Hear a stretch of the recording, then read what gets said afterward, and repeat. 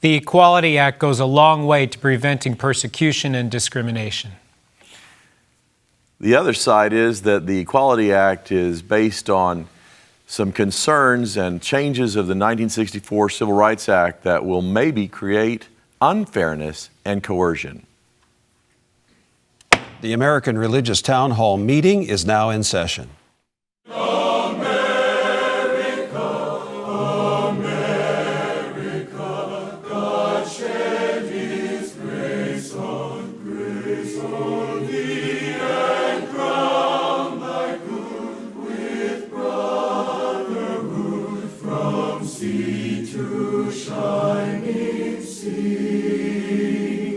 Welcome, friends, to the American Religious Town Hall meeting, where the discussion of religious, political, and social issues is meant to promote the cause of religious freedom and to help us better understand each other.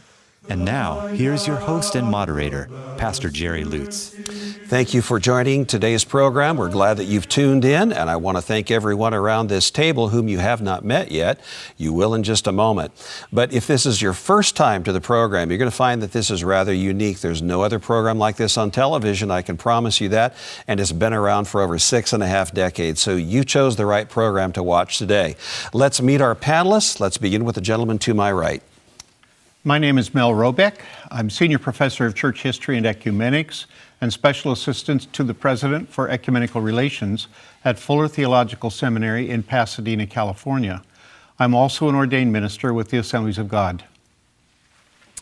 My name is Bishop Michael Olson, and I serve as the Bishop of the Roman Catholic Diocese of Fort Worth, Texas. My name is Rabbi Dan Levin. I serve Temple Bethel of Boca Raton as its Senior Rabbi. I'm James Winegardner, and I serve a congregation of Seventh-day Adventists in Keene, Texas, that's associated to the Southwestern Adventist University in Keene, Texas, and I'm also a lawyer. Hi, I'm Carl Trovall. I'm the Richard J. Dinda Professor of Lutheran Identity and Mission at Concordia University in Austin, Texas. Hi, I'm Tony Matthews, and I'm the Senior Pastor at North Garland Baptist Fellowship in Garland, Texas. Thank you, everyone, for being here today, and thank you for tuning in. We'll go right to our subject. According to the Heritage Foundation, some media outlets and think tanks are deplatforming those on the political left who have serious concern about the Equality Act. Therefore, the Heritage Foundation, a conservative think tank, hosted a panel discussion giving these people on the left a platform through which their voices can be heard. In brief, they argue that if gender identity becomes a protected class in federal civil rights law, there will be severe consequences such as the disappearance of nearly all sex-segregated spaces, colleges, sports, dormitories, and women's rights in general. In an article entitled, "How Could Sexual Orientation and Gender Identity Laws Affect You?" the Heritage Foundation points out that the Civil Rights Act of 1964 furthered equality by ensuring that African Americans had equal access to public accommodations and material goods. They then state that the Equality Act, however, would promote inequality by penalizing everyday Americans for their beliefs about marriage and biological sex. Furthermore, activists have been reported as vigorously advocating for social transition as young as 4, puberty-blocking drugs as young as 9, cross-sex hormones as young as 14, and surgery by 18. The foundation identifies 5 groups that will be harmed by the Equality Act, namely employers and businesses, medical professionals, parents and children, women, and nonprofits and volunteers. It's very rare that we see the political right teaming up with the political left to speak out against a law that both see as disastrous. So in light of this, we are asking our panelists today to consider these 3 questions at least. First of all, do you think the Equality Act will threaten segregated spaces of women? Second question, should what some feel about their gender identity have priority over others' privacy rights? And another question, do you think a person as young as 4 or 5 can know that their true gender and what it is, what their true gender identity is? Let's go back to those who helped to begin the program today. And Rabbi Levin, we're so glad that you've joined us for today's program. Could you please continue and expand your thoughts from your opening statement? So I think that what we have seen in America over time is a growing awareness of how sexual orientation, gender identity are not elements of a person's identity that are chosen, but they are hardwired into a person's being. And I think that the more that we understand the innate elements of a person's sexual identity, the more that we realize that persecuting someone or denying them rights to live their lives fully and openly is not really in the American way or part of what we ought to be sponsoring as people of faith. And the idea for me is when I think about human beings, I recognize that God creates humanity in God's image. And so the essential element of a human being is not what the vessel is that carries that spirit, it's the spirit itself. And so that's why when we start judging people or persecuting people or relegating people to certain places in society on the basis of that outward exterior, whether it's the hue of their skin or their sexual orientation or identity or their gender, this is where society becomes, I think, patently unjust. If we think just about the fact that it was just 100 years ago that we were arguing from positions of faith that women didn't or ought not have the right to vote, and that it was not really even more than 60 years ago that we were arguing through religious faith that people of a different color skin ought to be using different public accommodations, we've seen how we advance in society's understanding of what gender equality ought to provide. And so this act, to me, just furthers the intent of what other civil rights laws have tried to do for Americans, which is to say, you need to be free from persecution in the way that you want to live your own life. And so when I, as a person of faith, I fully support and believe that people should be free and open in the expression of their faith, but only up until the point that it injures somebody else.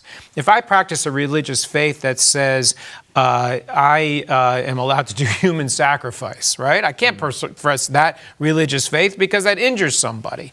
If I profess a religious faith that injures somebody or discriminates against somebody, I think that's also where the line has to be drawn, which isn't to say I can't hold a religious faith. It just means that I cannot pursue that faith into a space that relegates somebody else to be either unsafe or unable to access the fullness of their own lives, whether it's employment or housing or other elements in which we see discrimination. All right, thank you very much. And Pastor Winegardner, welcome to the program. You also made an opening remark. Could you elucidate that, please? Sure. You know, it reminds me of an earlier time when we were talking about the Equal Rights Amendment. And the Equal Rights Amendment never did get its full expression because it was so broad as to make it essentially a creation of super rights rather than a protection of basic rights. And we have the same thing happening here. I have the greatest respect for the Civil Rights Act of 1964. It was a fantastic, almost miraculous achievement in our history at that time. In 1964, it was a dark time for segregation and for prejudice, and it was heroic of the United States Congress to get that done.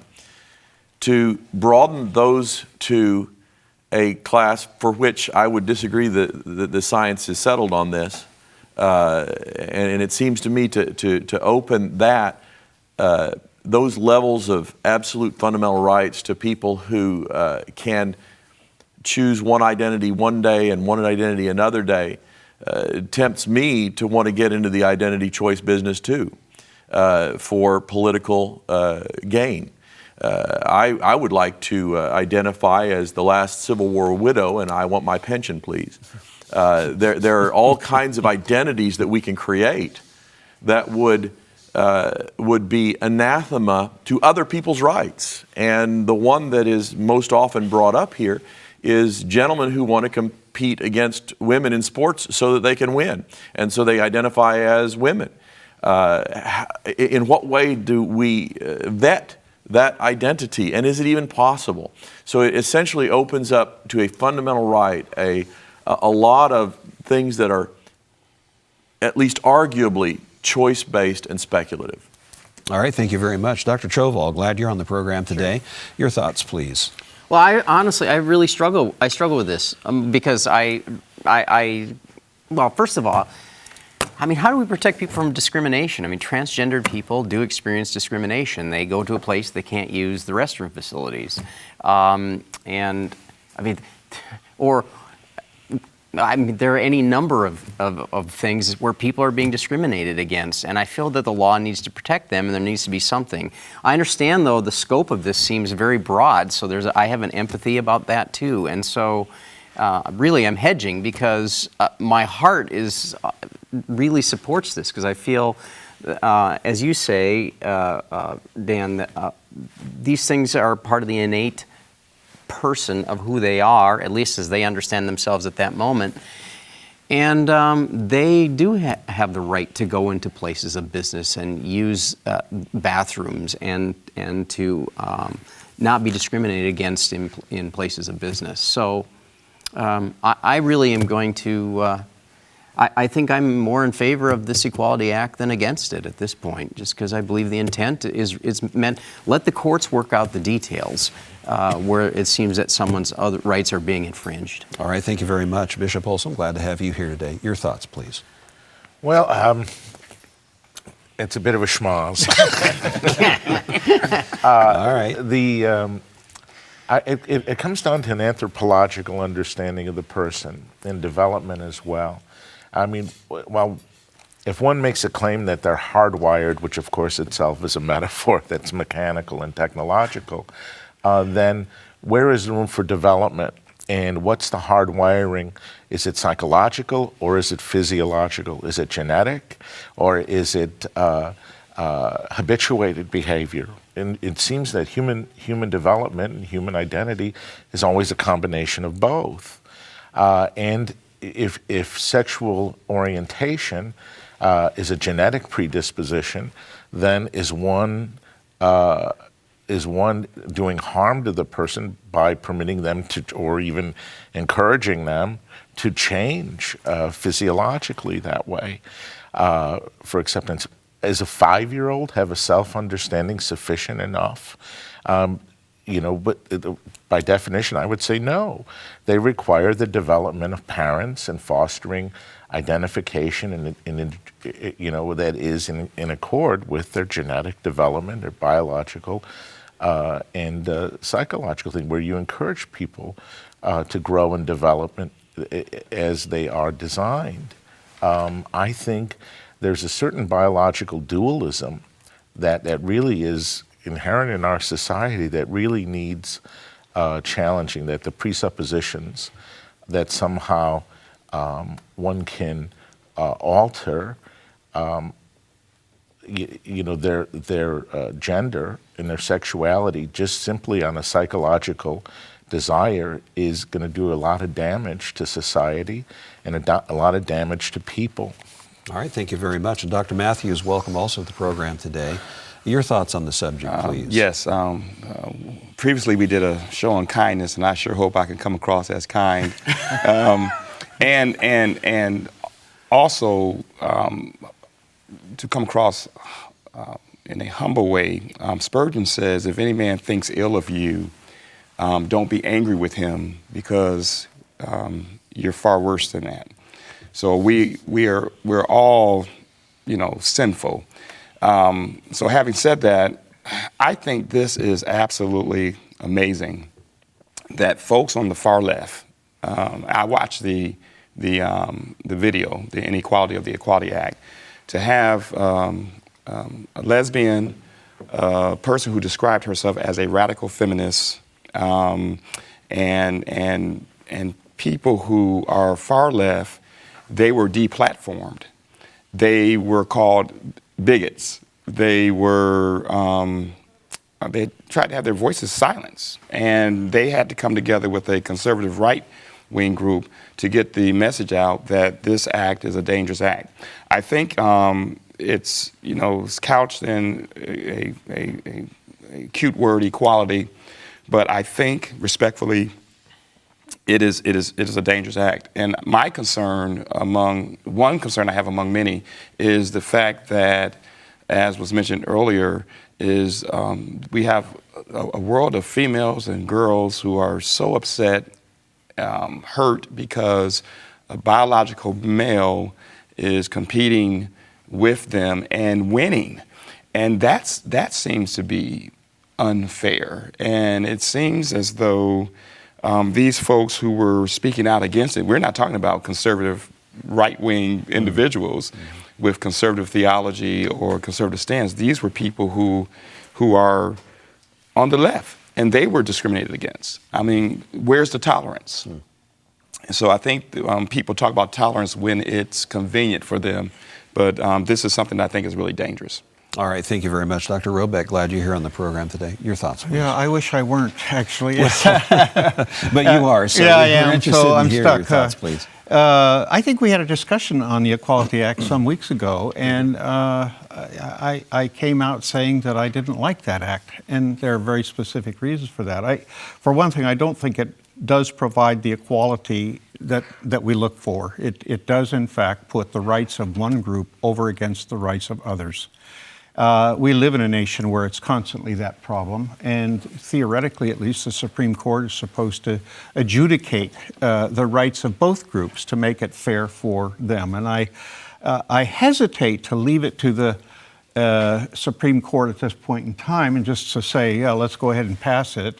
It's, I think, poorly named. I don't think it is an Equality Act. I think it is really an Inequality Act in many respects.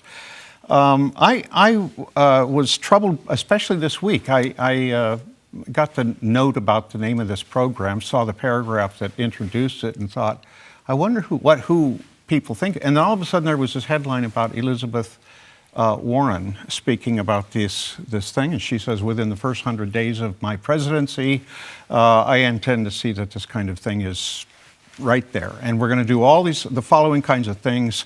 I'm going to make non-discrimination of LGBTQ plus community absolutely a condition of federal grants. Well, I'm really for separation of church and state, but we don't have separation of church and state in this country. I mean, it's a limited separation. I mean, if you're going to go into the military, you're going to find chaplains who are paid by the state. Does this mean that chaplains that hold to a supportive position on gays will now be excluded, that those denominations will no longer be represented in the military chaplaincy? What does it mean? She talked about knocking out the tax-exempt status of religious institutions that don't support it. Well, my church does not support it, and as a result, they would lose their tax-exempt status. I think about students at Fuller. You know, we have a sexual standards statement. It basically says any sex outside of marriage is not valid as far as we're concerned. We want to stick with the biblical pattern. Forgive me for that, but we want that to be the rule. And we don't want to discriminate against gays and lesbians, but the fact is this is the position that we hold theologically. And so we want the freedom to be able to teach that and to, So if we do that, do we lose the ability to attract students who use federal grants and federal loans as part of their tuition, I think it brings with it the ability of the government to say, no more religious education by anybody. I mean, it cuts down the ability of Christian schools or Jewish schools or anybody that holds to a position other than what the government wants at this particular point and say, you cannot exist or you must exist on your own funding. Our churches, I don't know if they can afford it. Education's never been a high priority. Thank you. Rabbi, did you have a further comment? And then we have a minute left, but I think that there's a lot to say.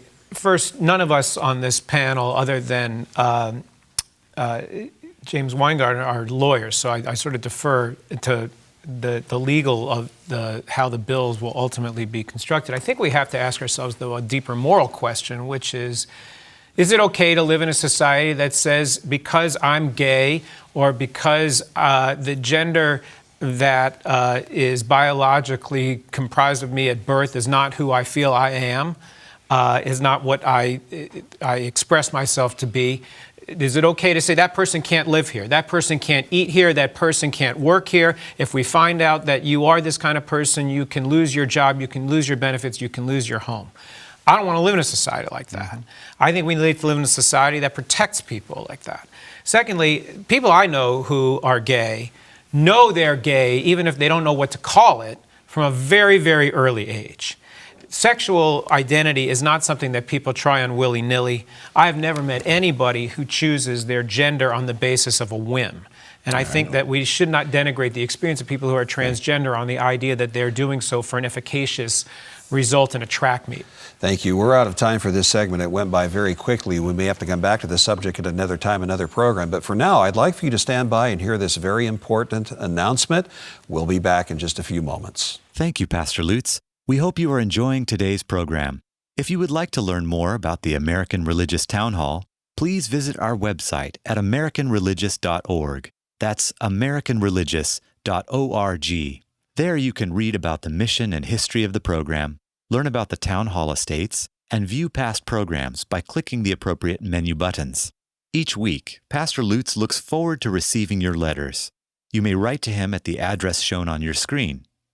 Send your letters to Pastor Jerry Lutz, American Religious Town Hall Meeting, P.O. Box 180118, Dallas, Texas 75218. That's Pastor Jerry Lutz, American Religious Town Hall Meeting, P.O. Box 180118, Dallas, Texas 75218. Thank you for writing, and thank you for watching. And now, back to you, Pastor Lutz, and today's closing statements. Thank you. Welcome back. So glad that you've come to today's program. Hope you've enjoyed the discussion so far. And I do hope you'll go to the website, as Mark has encouraged you, to write us a letter, or you can learn about the Town Hall Estates. You can also see the history of the Town Hall Estates going back over 6.5 decades. For now, we're going to go to our summaries. Let's begin with Mel Robeck. Dr. Robeck, you're first. I think Rabbi Levin left us with a good word at the end of the show as we were making our statements.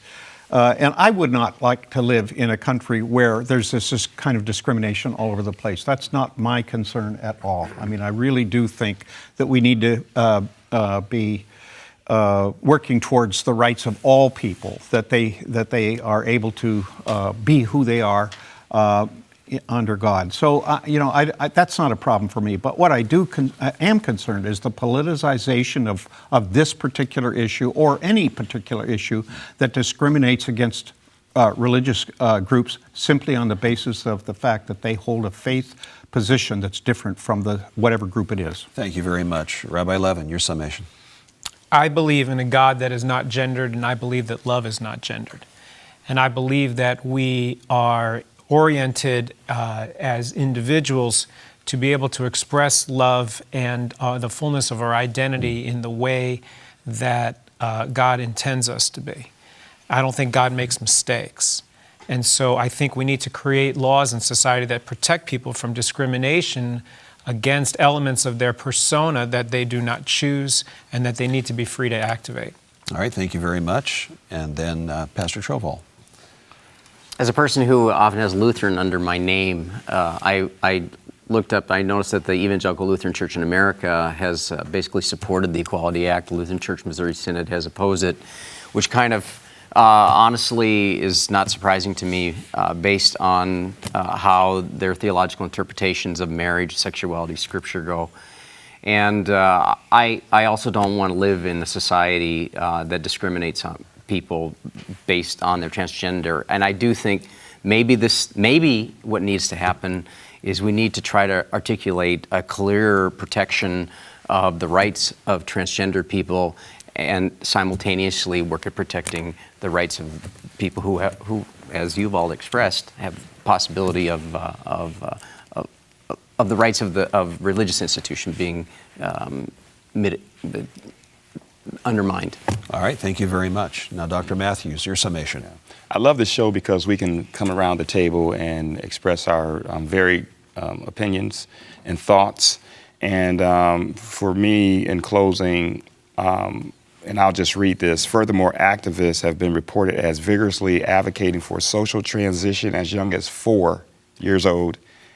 puberty-blocking drugs as young as 9 and cross-sex hormones as young as 14. I think that's outrageous, respectfully, and that I hope this does not pass. And I think all Americans should be concerned about at least that one statement. All right, thank you very much. And then Pastor Winegardner. Well, we don't typically let 4-year-olds decide what to have for lunch. So at some level, the best part of this whole experience, the last several weeks, this group has been together, and I love you, Dan, and I disagree with you, and it's a beautiful thing in the United States of America that we can disagree and love one another and know that your points are extremely valid. I don't want to live in a country that discriminates against people because of who they are.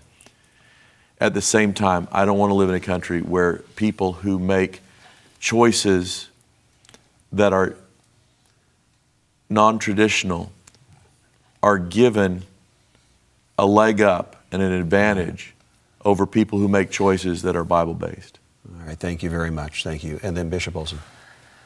I think it's a broader question, is just simply the relationship between sex and procreation, and that is reproduction. And we've developed a culture oftentimes that just has removed that entirely from the sexual relationship between a man and a woman, between husband and wife especially, and that it has lost its focus entirely, that it becomes self-directive to the point that someone as a minor can identify themselves and endorse really life-changing decisions that are destructive of their body. And what objective measurement can I have to determine when a parent is recognizing what they see to be a developmental stage and direction, and when are they being abusive? And I think that there is no objective measurement if we continue to do that, just because they want what they want when they want it. That's all the time we've got for now. Thank you so much. This went by so quickly. But for now, the charter of the American Religious Town Hall provides that Roman Catholics, Protestants, Jews, educators, and others may appear on this program and can declare their beliefs without hesitancy. And the rest of the members of the panel will uphold and guarantee that American right to all who will appear, irrespective of race or creed, so that the rest of the world can see that here in America we believe in civil and religious freedom, not only in theory but in reality. So now, friends, until next week at the same time and over this very same channel, the American Religious Town Hall meeting stands adjourned. And may the God of all of us bless all of you.